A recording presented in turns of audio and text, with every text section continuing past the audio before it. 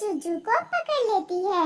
Aunty, मैं तो पहली बार आया हूँ और वो भी मुझे जग्गू कौवा लेकर आया था। मैं तो अपने घर में था, वही लाया है मुझे आपके बाग में। ये तो पंचायत में ही फैसला होगा कि कौन तुम्हें यहाँ लेकर आया था। ऐसा कहते हुए चील जुजू को उठाकर अपने साथ ले जाती है।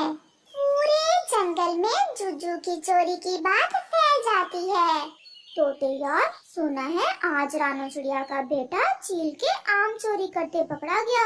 यार कबूतर, रानू चिड़िया तो बहुत अच्छी थी, ये उसकी संतान कैसे निकली? वो कैसे चोर बन गई? सब पक्षी ऐसे बातें करते हैं। मम्मा चिड़िया और पापा चिड़िया भी घर आ जाते हैं। कुकू बेटा, जुजू कहाँ है? मम्मा, मैंने बहुत रोका, परंतु जुजू भैया ने मेरी एक न सुनी और जग्गू कौवे के साथ चील के बाग में आम चोरी करने चला गया। बस यही बाकी रह गया था। अब हमारा बेटा हमें जंगल में रुसवा करेगा। फिर उनके घर के दरवाजे पर दस्तक होती है। मम्मा और पापा चिड़िया बाहर देखते हैं। रानो, आपका बेटा चील के बाग में आम चोरी करते पकड़ा गया है और चील ने उसे रस्सियों से बांध रखा है। हाय, मैं मर गई। कहीं उस चील ने मारा तो नहीं मेरे बेटे को? नहीं, चील ने पंचायत इकट्ठी की है, सबको बुलाकर फैसला करेगी। उसी ने मुझे भेजा है। आप जल्दी से चील की तरफ जाएं। कुकू तो रोने लग जाता है।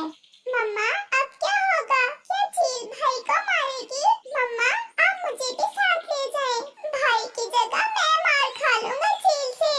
कुकू बेटा, आप घर में ही रहें, हम जाते हैं और देखते हैं कि अब क्या करती है वो चील। फिर मम्मा चिड़िया और पापा चिड़िया चील की तरफ जाते हैं।